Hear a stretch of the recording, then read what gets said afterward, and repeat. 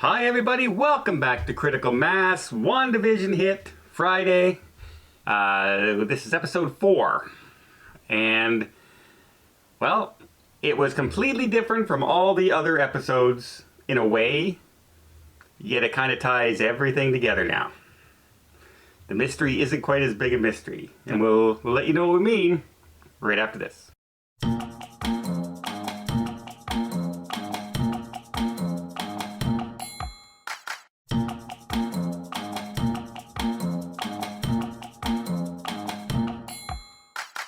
Okay, now if this whole episode was dialogue, I would call this the explaining dialogue in the story, where somebody just goes on, well, the reason we're doing this is because of this. The title should be Exposition. Yeah. It basically ties all the other 3 episodes together with what's happening and who's involved, and every little, they do a lot of the little hints and everything. Like at the end of one episode, you saw somebody, the first episode, they pan back and it's a television monitor and somebody's hands are there. Well, we now know whose hands those were. Like they give all those little clues. So up to this point, there's been a lot of chatter out there. People don't like the sitcom aspect of it. Yeah. And, well, some people don't. And each episode of WandaVision has been just that. It's just a sitcom. This pushes all that to the side. Yeah. It's not an episode about a sitcom. It is an episode about they're discovering that there is this alternate reality and they have to investigate, and they see that Wanda is on the inside. Yeah. And spoiler alert, it's hard to do this episode without spoilers. So last week we were talking about who's doing this? Is it Hydra doing it? Is it Sword doing it? Is it an alien doing it? And we kind of came up with a consensus at one point that I think this is Wanda doing it to keep Vision in her life and to keep happiness, because Vision didn't come back with the snap because he was killed. What was keeping us coming back to each episode wasn't the quality or entertainment of the sitcom. It was the mystery. Yeah. And now it seems like all the mystery is gone. Yeah, now we know it is Wanda, and we know why she's doing it. I guess now the next 5 episodes are going to be, is she going to stay in the reality? They're going to infiltrate it again and figure out how to break her out of it? Do they want to break her out of it? Is she going to get angry that they break her out of it? Because she's like pretty darn powerful. So let's talk about the structure of this episode. And this is for people who are not going to watch it or who have already watched it. Yeah. So we can just chat about the story. Maybe you've seen Captain Marvel. Yeah. One of the characters in there has a daughter, Monica Rambeau. Yeah. Okay. I don't know her lore, but apparently she's pretty big in the Marvel universe. And she works for Sword. Yeah. Because her mom created this organization, Sword, which is an advanced weapons system, blah, blah, blah. Okay, so she is sent to this place where there's a missing persons case, and she meets the FBI guy from Ant-Man. Jimmy Woo or something Woo. Yep, Jimmy Woo.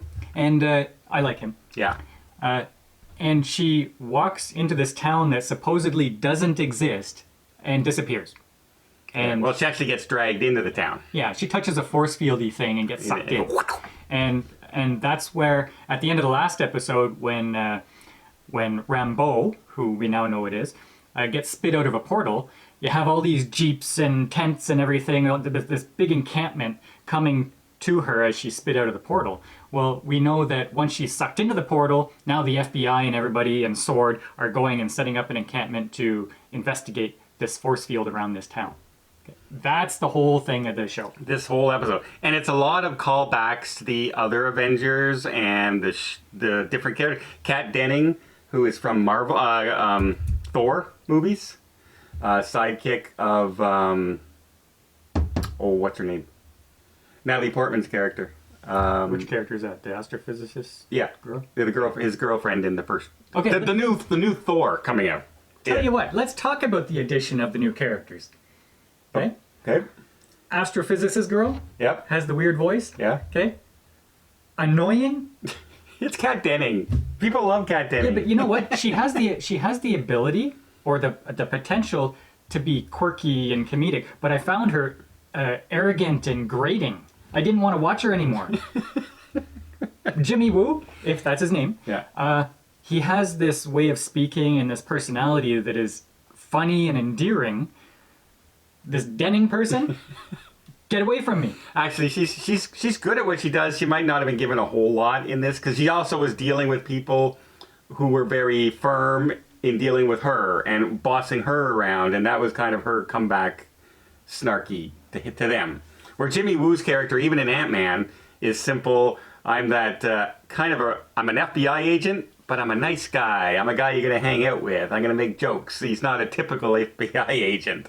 But he's a different kind of personality that you can go with.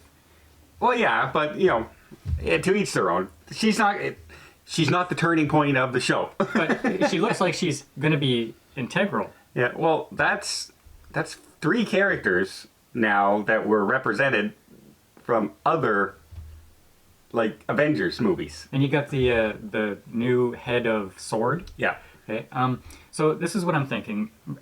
Going back to season 1 Mandalorian, I was going through that season saying every little side character they brought in there had this texture to them that I really liked them. Like all the bad guys, the Carl Weathers when he's doing the mission stuff.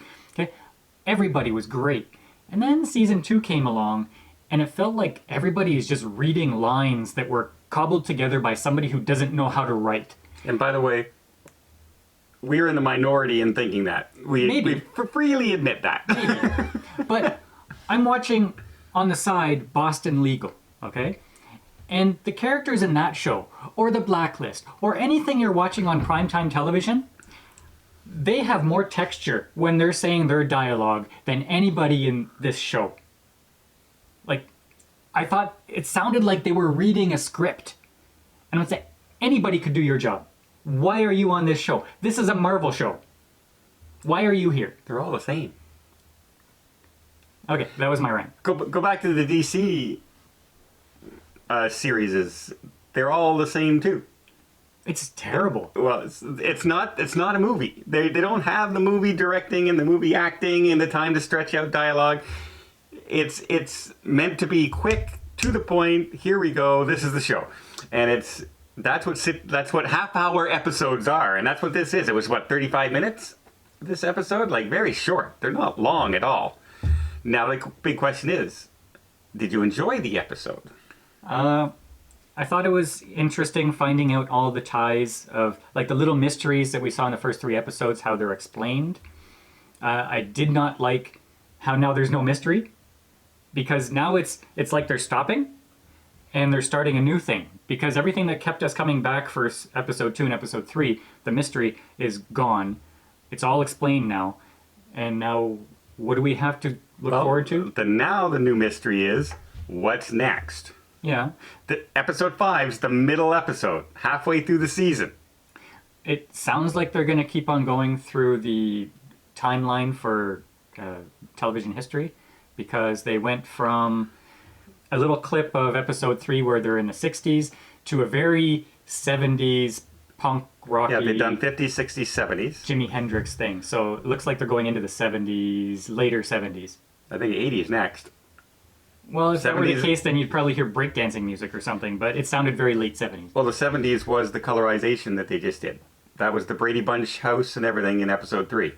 So they're in the 70s already. So Yeah, but they're early 70s. It's going to be late 70s, and early 80s, and then late 80s. They're going by decade. They're not going half decades. Just saying. Prediction. Just saying. I'm saying 80s next.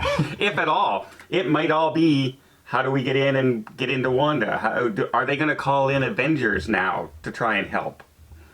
Are they going to try and call somebody in to help them out? We don't know.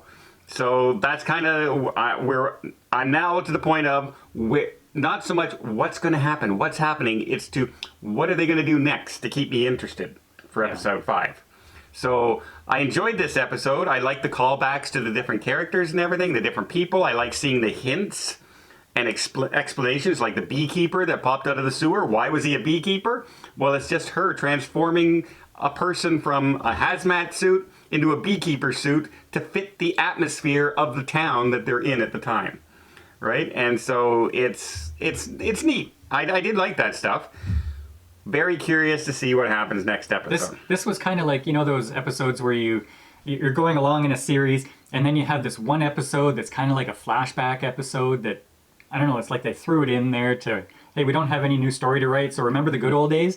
Okay, well, there was a lot of that in this episode. If you've ever watched an old movie murder television show where you have this mystery all the way through, and at the end, the investigator goes, and then you did this, and then you did this, and then you did this, and explains it all, that's what exactly this whole episode was, them explaining the first 3 episodes. Yeah, so I like Monica Rambeau, I like Wu.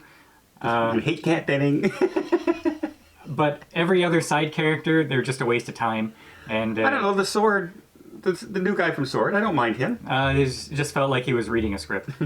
If you've ever seen Drop Dead Diva, he's the main lawyer in Drop Dead Diva as far as the boss is concerned. That's who's playing the character. I don't forget his name right now. So every time I see him as that character. And he is acting as that character. Even his smirks and it's that character. So, but yeah, I still enjoyed the episode. I'll watch the next one and hopefully they can keep us interested. Yeah. All right. Well, until next time, why not check out some more of our other reviews if you haven't seen them. And well, I guess we'll see you on the channel.